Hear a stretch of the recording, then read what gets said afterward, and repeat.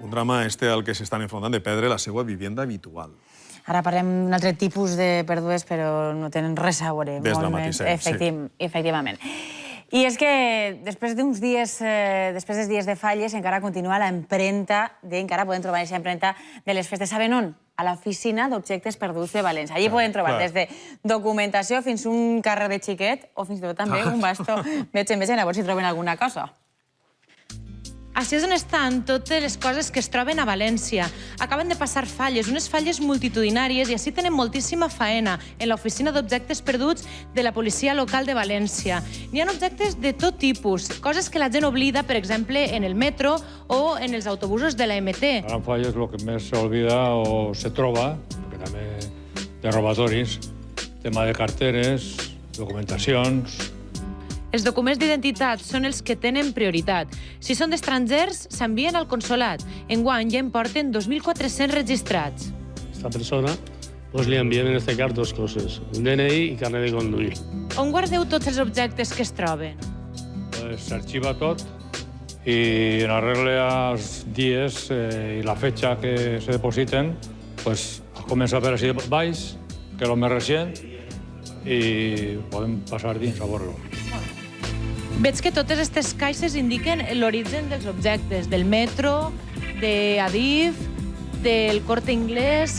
Són els diferents llocs on s'arrepleguen tots aquests objectes. Exacte. Ells mos l'envien així i en arregle a les fetges estan totes registrades. La gent perd moltes coses? Pues perd de tot, de tot. Ahí tens així una mostra de tot el que n'hi ha. No m'ho puc creure. Botes d'esquiar, una raqueta, un ordinador. De tot, sí. Fins i tot un souvenir de la Mare de Déu. De tot n'hi ha. I una... Així n'hi ha. Això què és? Això és un comprovador d'hidroelèctrica, o d'alguna empresa hidroelèctrica per comprovar els comptadors. I tot això? I això, per exemple, que no han vingut, això pot valdre 4 o 5.000 euros. Audífons, fins i tot. Sí. I tot això no ho reclama ningú? Pues no. No han vingut fins al moment. Els objectes s'aguarden així un màxim de 2 anys. Si ningú els reclama, s'entreguen a ONGs. Vostè està buscant les seues claus. Sí, Quan les va perdre?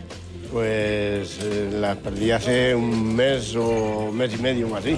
I és la primera volta que ve així, a objectes perduts? No, vengo periódicamente, porque es que las llaves pueden estar de un momento a otro aquí. Me llamaron el martes, muy temprano, a las 9:30, y me dijeron, lo que has denunciado en la policía está aquí. Me puse contentísima. Ay, qué bien. Si trobeu algun objecte, el millor que podeu fer és donar-li a qualsevol policia local. De segur que ells el faran arribar així i possiblement torna a arribar a mans del seu propietari.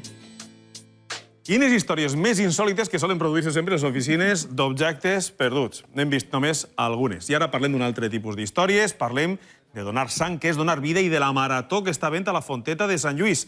Atenció, perquè si es dic que poden tindre com a recompensa 2 entrades per a la pròxima Eurocup de bàsquet o una samarreta firmada per tots els jugadors de l'equip del València